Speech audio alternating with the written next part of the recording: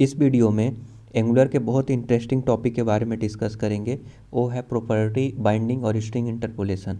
ये दोनों टर्म बहुत ही कंफ्यूजिंग है और लोगों को पता नहीं चलता है ये दोनों में डिफरेंस क्या है। दोनों सिमिलर लगते हैं और इंटरव्यू में इस टाइप के क्वेश्चन पूछा जाता है ताकि आपको जज किया जा सके कि आपको डीप अंडरस्टैंडिंग है कि नहीं है, कब किसको यूज करेंगे। दोनों सेम लग रहा है तो किसी को कहीं भी यूज कर रहे हैं तो बेस्ट प्रैक्टिसेस क्या है।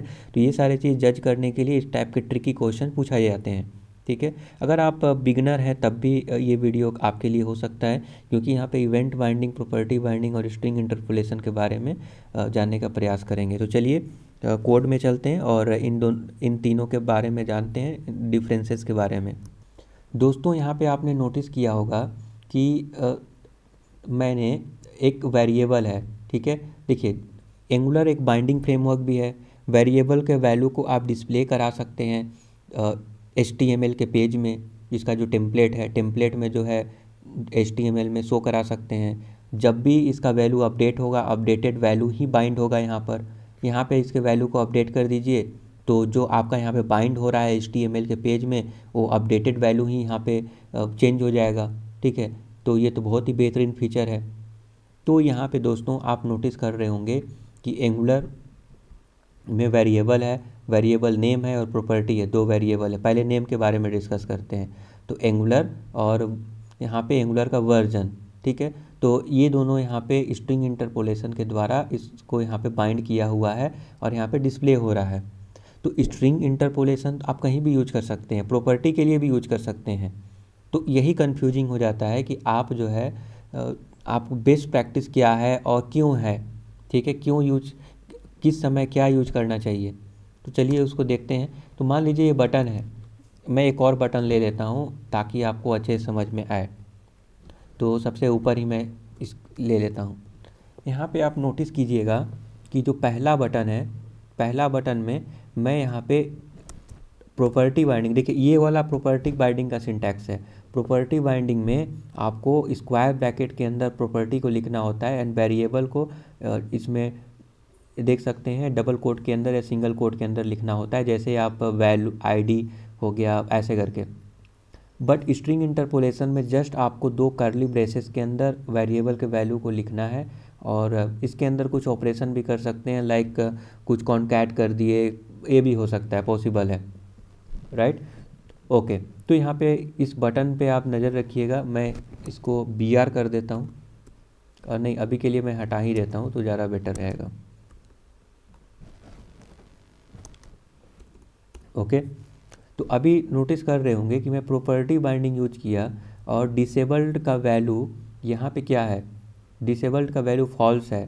तो डिसेबल फॉल्स होना चाहिए था, राइट। तो फॉल्स है भी। देखिए disabled is equal to property, ये देखिए डिसेबल्ड है, it's absolutely fine, right. Okay, ये आपका डिसेबल काम कर रहा है। लेट से एक एग्जांपल के तौर पे ID ले लेते हैं, ठीक है। ID में आप नोटिस कीजिएगा कि स्ट्रिंग इंटरपोलेशन में यूज कर रहा हूँ विद द हेल्प ऑफ दो कर्ली ब्रेसेस, और यहाँ पे मैं नेम के वैल्यू को डिस्प्ले कराऊंगा। नेम के वैल्यू को यहाँ पे डाल दिया और लेट से what will be the output.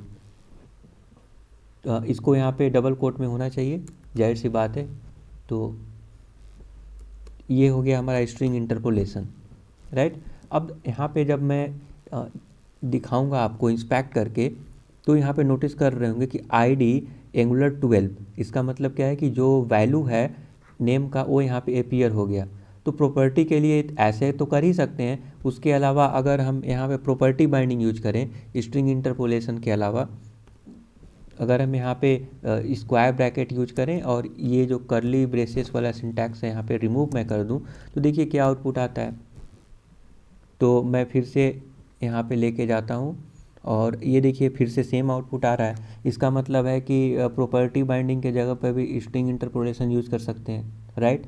But thumb rule ये है कि प्रॉपर्टी के लिए हमेशा प्रॉपर्टी बाइंडिंग यूज करें, स्ट्रिंग इंटरपोलेशन यूज ना करें। क्यों मैं ऐसा बोल रहा हूँ, अगर ऐसा नहीं करेंगे तो क्या होगा, क्या इसका साइड इफ़ेक्ट होगा। तो दोस्तों अब डिसेबल्ड कंडीशन में हम इसी सेम सिनेरियो को रेप्लिकेट करने का प्रयास करते हैं, सेम सिनेरियो को।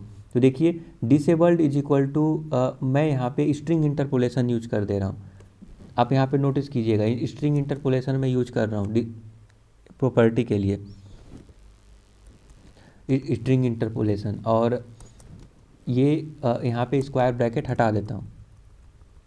अब यहाँ पे नोटिस कीजिएगा दोस्तों,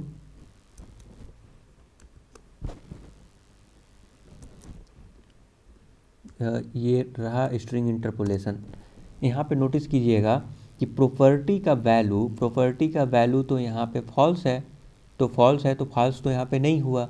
डिसेबल्ड अभी भी डिसेबल्ड है, डिसेबल्ड फॉल्स मतलब क्या, इनेबल्ड होना चाहिए, तो ये तो इनेबल बटन नहीं है, तो ये काम नहीं कर रहा है। क्यों?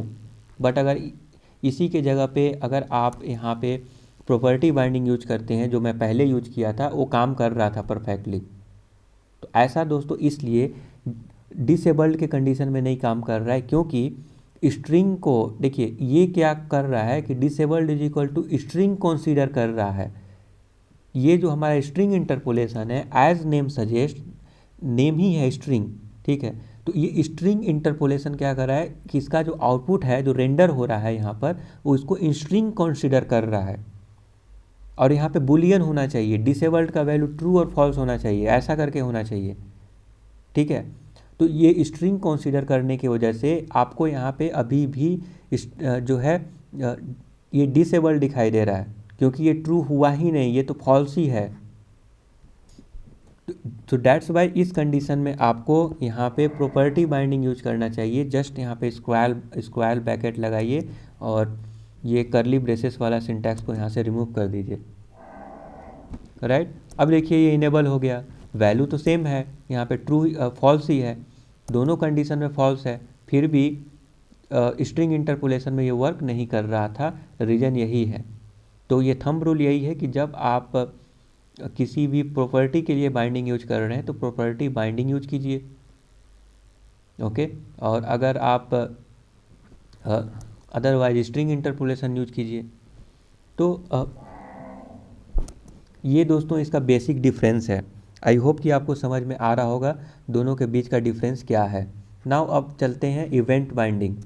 उससे पहले दोस्तों एंगुलर के डॉक्यूमेंटेशन में आप इंटरपोलेशन, स्ट्रिंग इंटरपोलेशन के परफॉर्मेंस देख लीजिए। Evaluates all the expression in double curly braces, right, converts the expression result to string. ये जो है स्ट्रिंग में कन्वर्ट करता है, ठीक है, एक्सप्रेशन को स्ट्रिंग में कन्वर्ट करता है। बट इसीलिए जो है उस कंडीशन में आपको उसका बुलियन वैल्यू नहीं मिल रहा था, तो आपको वहाँ पे प्रॉपर्टी बाइंडिंग यूज करने की सलाह दिया जाता है, ठीक है, क्योंकि स्ट्रिंग में कन्वर्ट करता है। Link the result to any adjacent literal string, assign the composite to element or directive property. अब देखिए ये सब तो आपको पता है कि 1+1 करेंगे तो उसका 2 आ जाएगा, 2 प्लस गेट वैल्यू, ये सब वर्क करेगा, ठीक है, कोई इशू नहीं है इसमें। ओनली थिंग इज डैट कि ये जो है एक्सप्रेशन रिजल्ट को स्ट्रिंग में कन्वर्ट करता है, तो इससे आपको सावधान रहने की ज़रूरत है। दोस्तों what about the event binding. Event binding में उसका बेसिक सिंटैक्स क्या है कि यहाँ पे आप नोटिस कर रहे होंगे कि ये आपको ये पैरेंथेसिस के अंदर ये क्लिक यहाँ पे देख रहे होंगे, तो ये क्या है, तो इवेंट का नाम है, इवेंट का नाम है क्लिक, ठीक है। तो क्लिक यहाँ पे इवेंट है, ये देखिए पैरेंथेसिस के अंदर लिखा हुआ है, और यहाँ पे फंक्शंस कॉल किया गया है जिसको टेम्पलेट स्टेटमेंट आप बोल सकते हैं। तो दोस्तों इवेंट बाइंडिंग तो बहुत ही सिंपल है, केवल इवेंट को जो है पैरेंथेसिस के अंदर लिखना है और एक्सप्रेशन का नेम वहाँ पे लिख देना है, राइट। एक्सप्रेशन का नेम मतलब आप फंक्शन कॉल कर दीजिए या फिर कुछ भी एक्सप्रेशन लिख सकते हैं, लाइक ऐसा कर सकते हैं, कोई वैल्यू कर दीजिए, सपोज दैट XYZ एंड उसका वैल्यू 5 कर दीजिए, वेरिएबल के वैल्यू को चेंज कर दीजिए, ठीक है, ऐसे भी कर सकते हैं। तो मैं यहाँ पे दिखाता हूँ, मैं इस जगह पे क्लिक इवेंट लिखता हूँ, ठीक है। तो क्लिक होने पे क्या होगा, तो एक आइदर फंक्शन कॉल हो सकता है या फिर XYZ का वैल्यू 5 हो सकता है। तो देखिए मैं इसको करके दिखाता हूँ, इसका वैल्यू क्या होता है।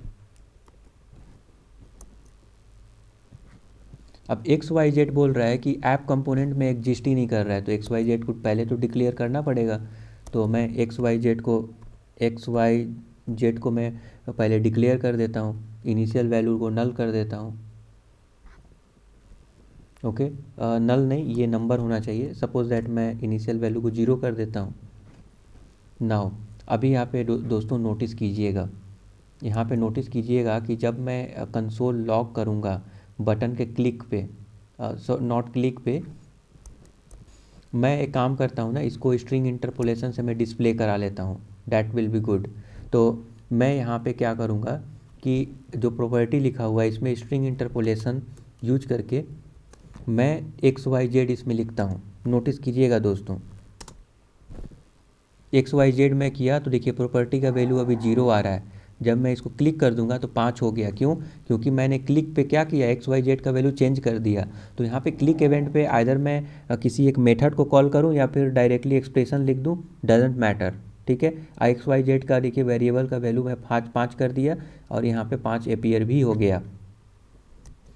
तो इस तरह से आप इवेंट आप क्रिएट कर सकते हैं, इवेंट बाइंडिंग यूज कर सकते हैं, अपना खुद का भी इवेंट क्रिएट कर सकते हैं। ठीक है, तो कस्टम इवेंट बोलते हैं। तो कस्टम इवेंट करने के लिए आपने तो सुना ही होगा कि आप जो है चाइल्ड से पेरेंट में डेटा पास करते हैं तो इवेंट एमिटर यूज करते हैं, राइट। इवेंट एमिटर के ऑब्जेक्ट्स यूज करते हैं। तो उसमें क्या होता है कि आप जो इवेंट का नेम है वो आपका खुद का कुछ भी नेम हो सकता है। ठीक है, जो मन आया दे दीजिए। उसी टाइप से कस्टम इवेंट भी आप क्रिएट कर सकते हैं इवेंट एमिटर के मदद से। अगर इसके बारे में जानना है तो इवेंट एमिटर के बारे में और ऑलरेडी मैं वीडियो बना चुका हूं, तो वो भी अभी रेलिवेंट है, आप ढूंढ लीजिए। अदरवाइज़ कमेंट कीजिएगा तो मैं फिर से भी बना दूंगा, उसको डिटेल में बना दूंगा कि कैसे आप कस्टम इवेंट क्रिएट कर सकते हैं। लाइक क्लिक इवेंट तो ये तो जो है पहले से ही डिफाइंड है, राइट।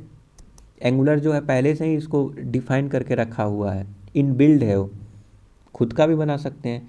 तो ये हुआ प्रॉपर्टी बाइंडिंग, इवेंट बाइंडिंग और स्ट्रिंग इंटरपोलेशन। कोई डाउट है, कोई कन्फ्यूजन है, कमेंट कीजिए।